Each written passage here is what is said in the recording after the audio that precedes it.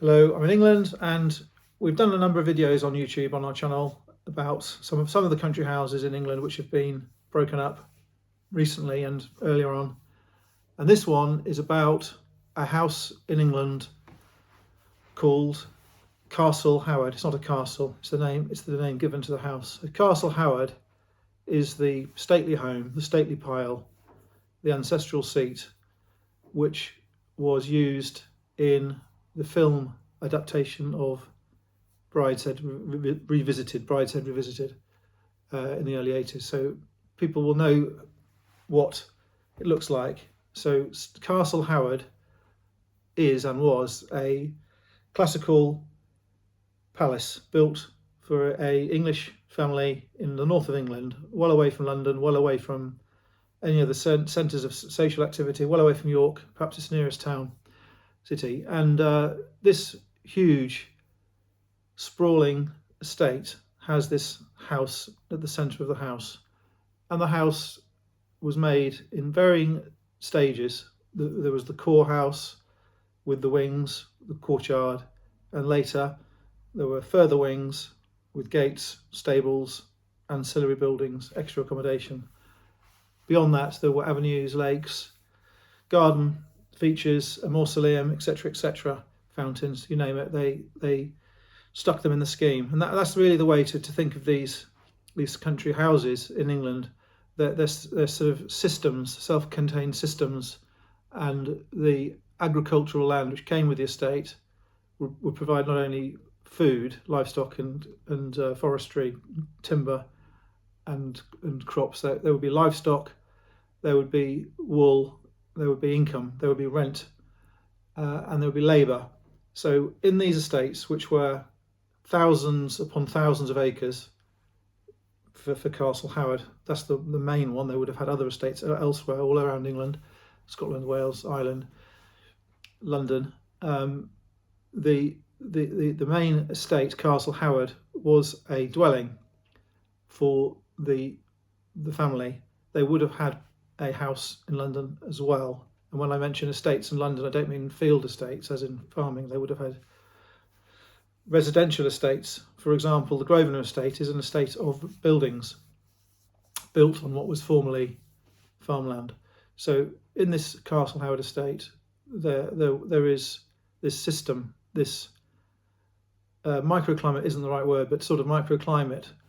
And within the house, there would not only be the immediate family members, there would be relatives, and there would be visiting relatives, and there would be servants. And the servants would be the sort of ones we see in Downton Abbey, the upstairs, downstairs type servants.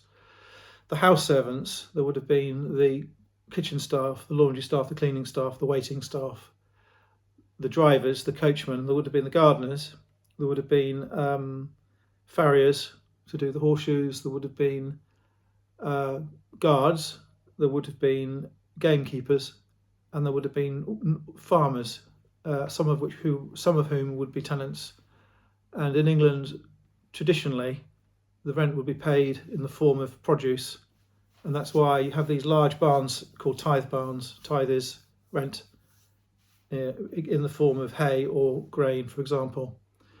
And so this huge house wasn't a house as we think of a house now with the immediate family. There was as I say, the family, and then there was the staff to support the family, and there was the staff to support the estate. There was the rent collectors. There were the farm managers, and there was this huge apparatus to keep the estate running, to make sure the farm worked properly, the harvest is done properly, the food is stored properly. And in Castle Howard in England, there was a railway station put in for the family nearby. So though they were remote in northern England, they were at least connected in a way by railway, which superseded horse and cart and stagecoach. The death duties in the middle of the 20th century were 80%. If you had to pay your death duties on a death in a landed estate, the government wanted 80% of the value of everything, including the antiques. And in about 1870 in England, the tax rate was about 6%. the income tax rate and the day-to-day taxes. It wasn't VAT, but if you add all the taxes together, other than estate taxes, death duties, the tax taken in England in the Victorian era, end of the Victorian era, when Britain ruled the waves, the whole tax take was about 6%. In America, when the colonial Americans got independence, they were complaining about the tax rate when it was a total tax rate, including income tax and other taxes, of 2%.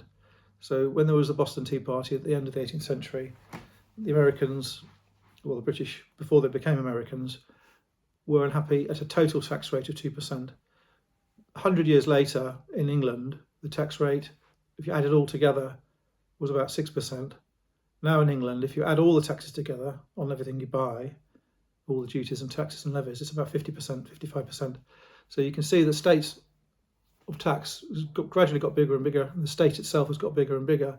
And when these families had these estates 200-300 years ago, there was less tax, and the families were able to roll the tax through the generations and keep hold of the money.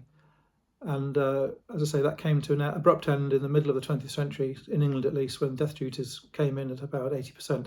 It's less than that now. Farmland is exempt from tax, inheritance tax, even now in England. If you have a farm and you die, you don't pay any inheritance tax at all. So the house Castle Howard was added to by subsequent generations, and they had so much money, they built gatehouses and follies, avenues, obelisks and mausoleums. The mausoleum in Castle Howard, at Castle Howard, is a Vatican-style dome building. The mausoleum itself is absolutely spectacular, and there was no shortage, as I say, of money. And the estate, if you see the estate, you can approach it from either side or any direction. If you approach from the lakeside, you drive up by this lake, which is several, I would say, 50 to 60 acres, the lake itself, and you look up at the flat side of Castle Howard, so you see the whole width of it. If you approach on the other side, you don't come in on the lakeside, you come down an avenue, which probably is a mile long, rather like the one at Windsor Castle, and you go under a gate with a pyramid on top. There's another gate, and the estate has got roads inside the estate heading to the nearest towns or places of access, and there are gateways, more than one entrance to the estate. There is an external gateway, and then there is the immediate gateways around Castle Howard itself, the quadrangles, the courtyards, which house the stables and the coach houses which the coaches would go in. So this place, Castle Howard, is absolutely astounding to see. It's not as big as Fontainebleau or Versailles or Blenheim Palace, but it's well on the way to being as big as Blenheim Palace. And the setting is fundamentally an Italianate style garden. Capability Brown borrowed some of the Italian ideas about gardens, not the formal ideas, but the lake and bridge ideas. And the landscape was physically changed. Mother Nature was physically cut up and moved around, hauled around, so that the lakes were shaped so they would have a meander to make them look bigger. The hillsides were shaped to make them look symmetrical. The trees and the planting was done to make the landscape look as big and as impressive as possible. And when it came to laying out the formal gardens, the hedges, the parterre, the water features, they would use some tricks from France. They would take a rectangle, and as you look away from the house, they would shape it in so it's wider at the front and narrow at the back to make it look longer. So they had all the tricks of the trade to make these houses look impressive, and they were very impressive and still are very impressive now.